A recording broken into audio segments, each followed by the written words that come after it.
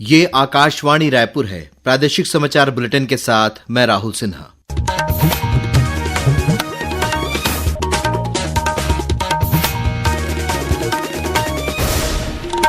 और अब पेश आज के मुख्य समाचार। नगरीय निकाय चुनाव के लिए आज शांतिपूर्ण संपन्न हुआ मतदान। अंतिम आंकड़े मिलने पर 68% से अधिक मतदान दर्ज किया गया। केंद्रीय स्वास्थ्य मंत्री ने संसद में बताया कि छत्तीसगढ़ के आदिवासी बहुल क्षेत्रों में स्वास्थ्य संकेतकों में अभूतपूर्व सुधार हुआ। गरियाबंद जिले के राजिम में कल से शुरू होगा कुंभ कल्प मेला। और राजधानी रायपुर के खमारडी इलाके में आज दोपहर 50 लाख रुपए की डकैती। पुलिस नाकेबंदी कर आरोपियों की तलाश में जुटी। अब समाचार विस्तार से। प्रदेश के 10 नगर पालिका निगम, 49 नगर पालिका परिषद और 114 नगर पंचायतों सहित 173 नगरीय निकायों में आज शांतिपूर्ण ढंग से मतदान संपन्न हुआ। अंतिम आंकड़े मिलने तक प्रदेश भर में 68% से अधिक मतदान दर्ज हुआ है। हालांकि ये आंकड़े अनंतिम हैं। आज हुए मतदान के बाद 79 महापौर प्रत्याशी सहित 10,110 प्रत्याशियों का भाग्य इलेक्ट्रॉनिक वोटिंग मशीन ईवीएम में कैद हो गया है। इस चुनाव में 604 प्रत्याशी अध्यक्ष पद के लिए और 9,427 प्रत्याशी पार्षद पद के लिए चुनाव लड़ रहे हैं। इसके अलावा 3 वार्डों में हुए उपचुनाव में 6 प्रत्याशियों का भाग्य भी आज ईवीएम में कैद हो गया। मतदान के लिए प्रदेश भर में 5,957 पोलिंग बूथ बनाए गए थे। वहीं उपचुनाव के लिए 14 पोलिंग बूथ बनाए गए थे। सभी पोलिंग बूथों में सुरक्षा के व्यापक प्रबंध किए गए थे। मतदान आज सुबह 8 बजे से शुरू हुआ और शाम 5 बजे तक चला। मतदान को लेकर सुबह से ही मतदाताओं में काफी उत्साह देखा गया और पोलिंग बूथ के बाहर मतदाताओं की लंबी कतारें देखी गईं। वहीं कई मतदान केंद्रों में ईवीएम मशीनों के खराब होने के कारण लोगों को काफी देर तक लाइन में खड़े रहना पड़ा, जबकि कई क्षेत्रों में बूथ क्रमांक बदल जाने और मतदाता सूची में नाम न होने के कारण मतदाताओं को परेशानी का सामना करना पड़ा।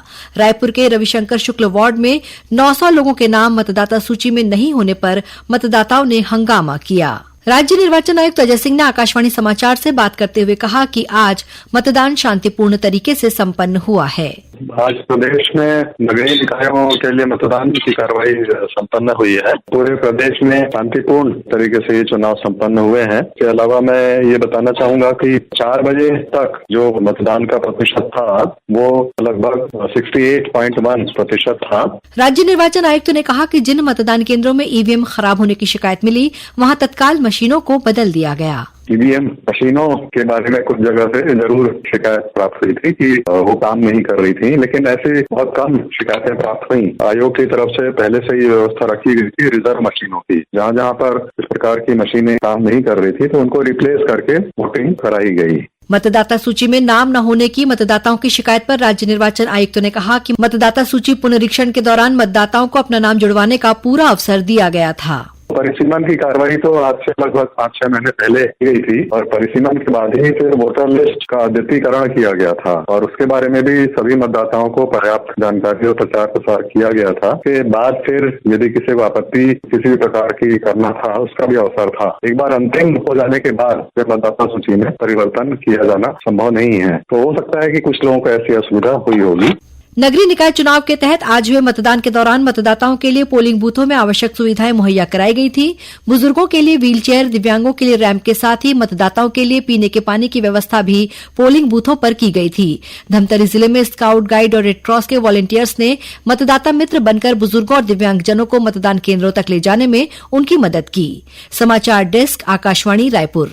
केंद्रीय स्वास्थ्य मंत्री जगत प्रकाश नड्डा ने संसद में बताया कि छत्तीसगढ़ के आदिवासी बहुल क्षेत्र बीजापुर, कोंटा, नारायणपुर, बस्तर और दंतेवाड़ा में स्वास्थ्य संकेतकों में अभूतपूर्व सुधार हुआ है। इन क्षेत्रों में केंद्र और राज्य सरकार के सहयोग से मातृ शिशु स्वास्थ्य सुधार कार्यक्रमों के प्रभावी क्रियान्वयन के कारण ये संभव हो पाया है।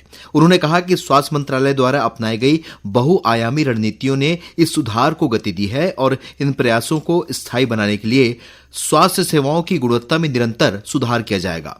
मुख्यमंत्री विष्णुदेव साय ने इस उपलब्धि को केंद्र और राज्य सरकार के सहयोग का प्रमाण बताया। उन्होंने कहा कि सरकार ने न केवल स्वास्थ्य सेवाओं को बेहतर बनाया है बल्कि आदिवासी इलाकों में स्वास्थ्य सुविधाओं को सुदृढ़ और सुलभ बनाने के लिए ठोस कदम उठाए हैं। मुख्यमंत्री विष्णुदेव साय से कल रायपुर स्थित उनके निवास कार्यालय में पोलैंड की विदेशी मामलों की संसदीय समिति के प्रतिनिधिमंडल ने मुलाकात की। इस दौरान मुख्यमंत्री ने प्रतिनिधिमंडल से कहा कि छत्तीसगढ़ तेजी से आर्थिक विकास के पथ पर अग्रसर है। उन्होंने निवेश का प्रस्ताव देते हुए कहा कि यहां उद्योगों को सभी प्रकार की सुविधाएं दी जा रही हैं। मुख्यमंत्री ने पोलैंड सहित अन्य यूरोपीय देशों के निवेशकों को भी छत्तीसगढ़ में औद्योगिक निवेश के लिए आमंत्रित किया। प्रादेशिक समाचार आप आकाशवाणी रायपुर से सुन रहे हैं। छत्तीसगढ़ की खबरों से है आपका वास्ता और खबरों की विश्वसनीयता से है हमारा वास्ता। आकाशवाणी समाचार रायपुर के प्रादेशिक समाचार बुलेटिन के साथ ही हमारे समसामयिक कार्यक्रम आप रेडियो के अलावा अपने मोबाइल पर भी सुन सकते हैं। आकाशवाणी समाचार फेसबुक, ट्विटर और यूट्यूब पर भी उपलब्ध है। हमारा Facebook page Chhattisgarh news on AIR, Twitter handle CGAIR news और हमारा यूट्यूब चैनल है छत्तीसगढ़ AIR न्यूज। तो अब रेडियो के साथ ही आपके मोबाइल के जरिए भी हम पहुंच रहे हैं आप तक। छत्तीसगढ़ की हर खबर के लिए सुनते रहिए आकाशवाणी समाचार। और अब आगे बढ़ते हैं बाकी के समाचारों की ओर। प्रयागराज महाकुंभ में कल माघी पूर्णिमा पर अमृत स्नान किया जाएगा। इस दिन स्नान का विशेष महत्व है क्योंकि यह कल्पवास करने के लिए अनुष्ठान का समापन है। इस अवधि के दौरान कल्पवासी संगम के घाटों के पास अस्थायी आवासों में रहते हैं। इस वर्ष महाकुंभ में 10 लाख से अधिक लोगों ने कल्पवास किया है। माघ पूर्णिमा स्नान के मद्देनजर महाकुंभ स्थल पर यातायात को नियंत्रित करने विशेष व्यवस्था की गई है। श्रद्धालुओं की सुविधा के लिए मेला क्षेत्र और शहर में नो व्हीकल जोन लागू किया गया है। वहीं आज से मेला क्षेत्र में वाहनों के प्रवेश पर प्रतिबंध लगा दिया गया है। साथ ही बाहरी वाहनों के लिए निर्धारित पार्किंग की व्यवस्था की गई है। महाकुंभ के दौरान प्रयागराज आने वाले यात्रियों को अधिक सुविधाएं प्रदान करने के लिए रेलवे द्वारा 3000 स्पेशल ट्रेन सहित 13,000 से अधिक ट्रेनें चलाई जा रही हैं। इसी कड़ी में 5 महाकुंभ स्पेशल ट्रेनों का परिचालन दक्षिण पूर्व मध्य रेलवे के गोंदिया, बालाघाट और नैनपुर स्टेशन से किया जा रहा है। वहीं दक्षिण पूर्व मध्य रेलवे से 97 फेरों के लिए स्पेशल ट्रेनें चलाई जा रही हैं, जिनमें से अब तक 59 फेरे चल चुके हैं। इन स्पेशल ट्रेनों के जरिए कुंभ मेला जाने वाले रेल यात्रियों को कंफर्म सीट उपलब्ध कराने की कोशिश की जा रही है। गरियाबंद जिले के राजिम में कल 12 फरवरी से कुंभ कल्प मेले का आयोजन किया जाएगा। राजिम कुंभ कल्प मेला के शुभारंभ अवसर पर राज्यपाल रमन डेका मुख्य अतिथि के रूप में शामिल होंगे। पैरी महानदी और सोंढूर नदी के त्रिवेणी संगम पर आयोजित होने वाले कुंभ कल्प मेले को लेकर प्रशासन ने सभी तैयारियां पूरी कर ली हैं। कुंभ कल्प मेले के तहत कल माघी पुन्नी स्नान होगा। वहीं 21 फरवरी को संत समागम और 26 फरवरी को शाही स्नान किया जाएगा। राजिम कुंभ कल्प मेला महाशिवरात्रि 26 फरवरी तक चलेगा। इस बार नए मेला मैदान में कुंभ कल्प का आयोजन किया जा रहा है। लगभग 54 एकड़ क्षेत्र में फैले मेला क्षेत्र में मुख्य मंच, विभागीय स्टॉल, फूड जोन और मीना बाजार लगेगा। वहीं पुराना मेला स्थल पर संत समागम और महानदी आरती की जाएगी। रायपुर स्थित अनुपम नगर के खमारडी थाना इलाके में आज दोपहर 50 लाख रुपए की डकैती का मामला सामने आया है। मिली जानकारी के अनुसार करीब 4 डकैत मिलिट्री ड्रेस में एक घर में घुसे और परिवार के सदस्यों को बंधक बनाकर 50 लाख रुपए लूट कर फरार हो गए। इस घटना से इलाके में हड़कंप मच गया। घटना की सूचना मिलते ही पुलिस के वरिष्ठ अधिकारी मौके पर पहुंचे और घटना की जानकारी ली। पुलिस ने शहर में नाकेबंदी कर आरोपियों की तलाश शुरू कर दी है। इसके अलावा पुलिस सीसीटीवी फुटेज भी देखकर आरोपियों की पहचान करने की कोशिश कर रही है। दंतेवाड़ा जिले के अरनपुर क्षेत्र में स्थित कमल पोस्ट के पास में आज माओवादियों द्वारा लगाए गए आईडी की चपेट में आने से केंद्रीय रिजर्व पुलिस बल सीआरपीएफ का एक जवान गंभीर रूप से घायल हो गया है। जिले के अतिरिक्त पुलिस अधीक्षक आर.के. बर्मन ने बताया कि घायल जवान को बेहतर इलाज के लिए रायपुर लाया गया है। और अब पेश है मौसम का हाल। मौसम विभाग से प्राप्त जानकारी के अनुसार प्रदेश के अधिकतम तापमान में वृद्धि का सिलसिला लगातार जारी रहने की संभावना है। मौसम विज्ञानी एचपी चंद्रा ने बताया कि न्यूनतम तापमान में फिलहाल ज्यादा वृद्धि होने की संभावना नहीं है। प्रदेश में अगले 24 घंटे में मौसम शुष्क रहने की संभावना है। प्रदेश में अधिकतम और न्यूनतम तापमान में हल्की वृद्धि होने की संभावना बनी हुई है। अंत में मुख्य समाचार एक बार फिर।